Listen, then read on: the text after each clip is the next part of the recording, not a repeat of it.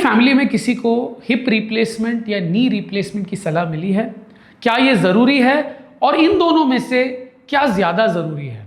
नमस्कार, मैं डॉक्टर विक्रम मस्कर हूं, एक घुटने और कंधे का विशेषज्ञ, नई दिल्ली, इंडिया से, और आपका स्वागत है एक और वीडियो में जिसमें हम बात करने वाले हैं हिप रिप्लेसमेंट और नी रिप्लेसमेंट के बारे में। कौन सा ज़्यादा ज़रूरी है और इसके आसार अलग अलग कैसे होते हैं। तो पहले तो समझिए, हिप रिप्लेसमेंट कूला बदलने वाला ऑपरेशन होता है और नी रिप्लेसमेंट घुटना बदलने वाला ऑपरेशन होता है।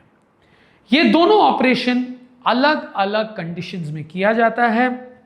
सबसे कॉमन कंडीशन है ऑस्टियोआर्थराइटिस, मतलब घुटने का या कूले का घिसना। जोड़ 2-3 हड्डियों से बनती है, हड्डियों में चिकनाई होती है जो जोड़ को रगड़ खाने से बचाती है। जैसे ये चिकनाई खत्म होने लग जाए तो हड्डी हड्डी से टकराता है और रगड़ खाने लग जाता है, जिसे हम आर्थराइटिस बोलते हैं। ये हो सकता है बुढ़ापे की वजह से, ये हो सकता है इन्फ्लेमेटरी आर्थराइटिस के वजह से, मतलब गठिए की बीमारी, जिसमें आपका बदन ही अपने आप से लड़ने लग जाता है, चिकनाई को ख़त्म करने लग जाता है। रूमेटॉइड आर्थराइटिस एक एग्जाम्पल है। इन दोनों मेन कंडीशंस में ये चिकनाई खत्म होता है और रिप्लेसमेंट सर्जरी होती है। ना घुटना जो है, पहले हम उससे शुरू करते हैं। घुटना कूले से नीचे है तो ज़्यादा बदन का वजन घुटने पे जाता है। मतलब जो घुटने से परेशान है वो कूले वाले पेशेंट से थोड़ा ज़्यादा परेशान है। तो घुटने से तकरीबन 75% वजन जाती है, कूले में तकरीबन 50% वजन जाती है। तो घुटना 3 हड्डियों से बना है, जांघ की हड्डी, पैर की हड्डी, कटोरा। जब चिकनाई खत्म हो जाए तो क्या करते हैं, हम इसके जगह पे एक कैप लगा देते हैं। तो एक्चुअली रिप्लेसमेंट एक गलत शब्द है। इसमें आप बेसिकली हड्डी को काट के हड्डी नहीं लगाते। इसमें आप बेसिकली चिकनाई को, एक पेंट, आपने देखा होगा घर में अगर पेंट चला जाए तो पेंटर क्या करता है, वो एक सैंड पेपर लेता है, इसकी घिसाई करता है, फिर पेंट करता है, दीवार को छूता नहीं है। तो इसमें भी जो हड्डी है हम इसको वैसे ही रखते हैं। जो चिकनाई उसको निकाल के चिकनाई के जगह पे कैप लगाते हैं जो चिकनाई जनक है, ताकि घुटना जो है ये रगड़ ना खाए। एक कैप कटोरे पे भी लगाया जाता है और ऊपर वाली हड्डी और नीचे वाली हड्डी के कैप के बीच में एक प्लास्टिक स्पेसर लगाया जाता है जो मेनिस्कस का काम करता है, जो घुटने का शॉक अब्जॉर्बर है ना। जब ये ऑपरेशन होता है तो तुरंत पेशेंट खड़ा हो सकता है जब पेन कंट्रोल में हो, मांसपेशियां सही से काम कर रहे हो, और वो वॉकर के सहारे खड़ा होता है और वॉकर के सहारे तकरीबन 2-3 हफ्ते चलता है। ऑपरेशन के बाद वर्जिश बहुत ही इंपॉर्टेंट है। जांघ की मांसपेशियों की, कूले की मांसपेशियों को जो फिजियोथेरेपी से होता है। तो तकरीबन मैं समझता हूँ 2 से 3 हफ्ते बाद अगर दोनों घुटने बदले गए हैं तो वॉकर चला जाता है। फिजियोथेरेपी कुछ ना कुछ फॉर्म में तकरीबन 3 महीने के लिए चलता है और सबसे ज़्यादा रिलीफ मिलती है पहले 3 महीने में, और 1 साल तक काफ़ी रिलीफ मिलने की गुंजाइश है। कूला कहाँ है? कूला घुटने से ऊपर है। कूला एक बॉल और सॉकेट जॉइंट है, जहाँ पे बॉल और सॉकेट की साइज मोर और लेस सेम है।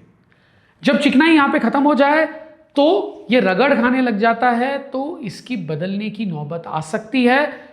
ये भी क्यों होता है? ऑस्टियोआर्थराइटिस, रूमेटॉइड आर्थराइटिस जो सबसे कॉमन है, पर कूले में जब कूला टूट भी जाता है तो कभी कभी हम डायरेक्टली रिप्लेसमेंट करते हैं बुजुर्ग लोगों में, जिनमें हीलिंग की क्षमता कम हो और जिनमें हमें जल्द से जल्द पेशेंट को चलाना हो। तो हम ये कैसे करते हैं? इसमें पूरा कूला बदला जाता है। तो ये एक असली रिप्लेसमेंट है। एक प्रोस्थेसिस या इम्प्लांट आती है जिसमें एक बॉल हो, उसका गर्दन हो और एक स्टेम हो जो हड्डी के अंदर जाती है, क्योंकि आप सब जानते होंगे हड्डी खोखला होता है। तो इसे हम फिक्स करते हैं डायरेक्टली या सीमेंट के द्वारा। सॉकेट का जो चिकनाई है उसकी जगह पे एक चिकनाई जनक सॉकेट लगाई जाती है, वो भी डायरेक्टली लगाई जा सकती है स्क्रू के द्वारा या सीमेंट के द्वारा। और इस ऑपरेशन के बाद रिकवरी नी रिप्लेसमेंट से थोड़ा जल्दी होता है, क्योंकि कम वजन जाती है और ये बॉल और सॉकेट जॉइंट जो है वो ज़्यादा संतुलित है। तो पेशेंट तकरीबन सेम डे नी रिप्लेसमेंट की तरह खड़ा हो जाता है और वॉकर तकरीबन 2 हफ्ते बाद चली जाती है।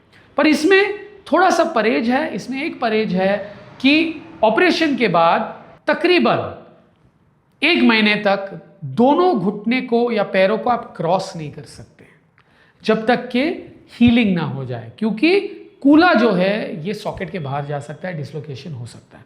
उसके अलावा कोई परहेज नहीं है। दूसरा परहेज है कि आप इंडियन स्टाइल टॉयलेट बिल्कुल इस्तेमाल नहीं कर सकते। नी रिप्लेसमेंट में भी हम बोलते हैं कि मत करो, पर वो एक एडवाइजरी है, इसमें आप बिल्कुल नहीं कर सकते क्योंकि कूला जो है वो डिसलोकेट कर सकते हैं। पर आप स्टूल पे बैठ के पूजा पाठ कर सकते हैं, आप चल सकते हैं, बाकी सब कर सकते हैं इसमें। मुझे उम्मीद है इस वीडियो से आपको काफ़ी जानकारी मिली है कि नी रिप्लेसमेंट, घुटना प्रत्यारोपण ऑपरेशन और कूला प्रत्यारोपण ऑपरेशन में अंतर क्या है।